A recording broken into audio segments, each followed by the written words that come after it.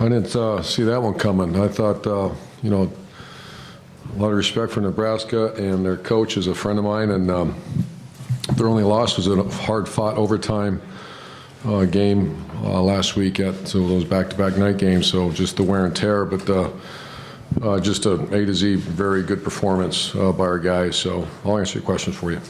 Over here to the right, Clay. Do you think JT was different or better? He looked like from the outset he let it rip, that he was decisive with the football, threw into some windows maybe he wouldn't thrown in earlier. Well, I'll let you know after watch the videotape. You know, I'm, I guess, a pretty greedy guy. I know he misfired on a couple early on too, but JT played fantastic and was very sharp. Spread the ball, spread the entire length. You know, we finally hit some downtown shots too, and to Curtis, and Curtis was outstanding. And he's very healthy right now, and I mean, he's a piece of the puzzle. It's a giant piece of the puzzle. But to answer your question, JT was great. Curtis touch it enough? That's been a sensitive subject of late. Not with me, but yeah. How many you got? 8. 13 all but third quarter. Yeah. So he's okay. Over here to the left, Austin.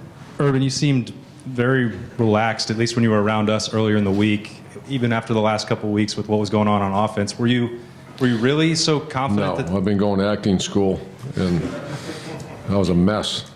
Because I just thought, I really thought this was going to be a, you know, get the month of November and, you know, top 10 team coming in here, and I like the communication's been good. I like the fact that it wasn't pretty against Northwestern, but it was a street fight. Our guys fought really hard and found a way to win. Had 2 great drives to close out the game and started fast. And so now we're starting to put it all together, and it's a good. I'm glad it's happening now. You did seem to, you know, say that you thought that something like this was coming. Did you think to this extent that what you saw? No, I didn't think this was going to happen. Front to the right, Tim.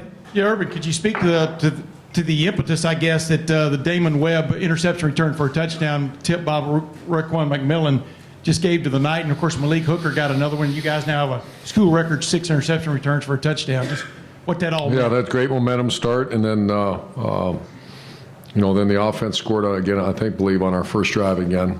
And I think maybe we scored every drive. Yeah, we didn't punt, did we? Yeah, so I like the fact that we're scripting our plays and we're taking a lot of time into the first 12 plays that are called, and it's kind of a whole staff. You know, we go through and say everyone's got their favorites. We put them together throughout the course of the week, and then obviously we present it to JT, and that's how we've been scripting the plays last couple weeks. So you know, we're going to do that consistently now. Over to the left, Ari.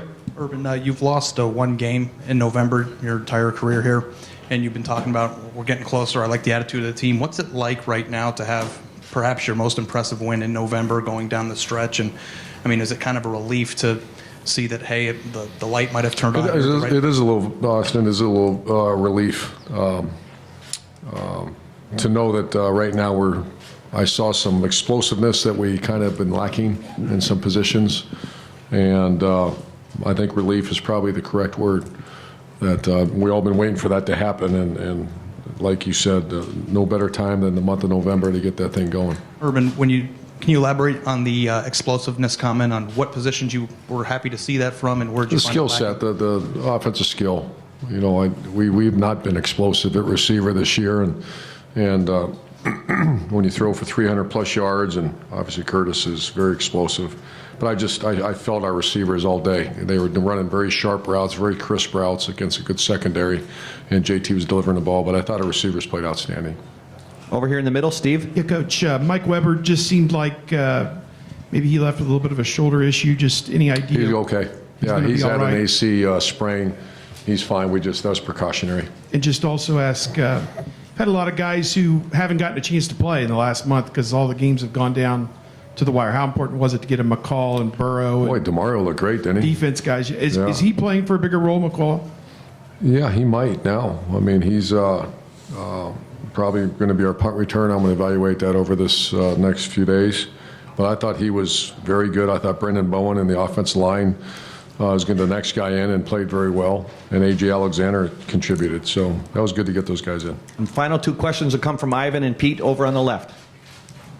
Irvin, what is it about this sport that you couldn't see this coming? I mean, why is it that they would play that way and you wouldn't know? 18 years old, 19 years old, and this game is college football. I saw Texas A&M lose to Mississippi State, and I was actually watching part of that, and we've all been around this sport long enough that the youth, when that youth grows up, it's kind of cool to watch, and I'm hoping that's what's happening here. I'm not saying it is yet, because we've still got a lot left. And Pete? Urban, do you think maybe tonight's a night where a little bit of an identity it formed, especially on offense? You mentioned I hope. At least for the next 12 hours, yeah, and then we'll see what happens next week.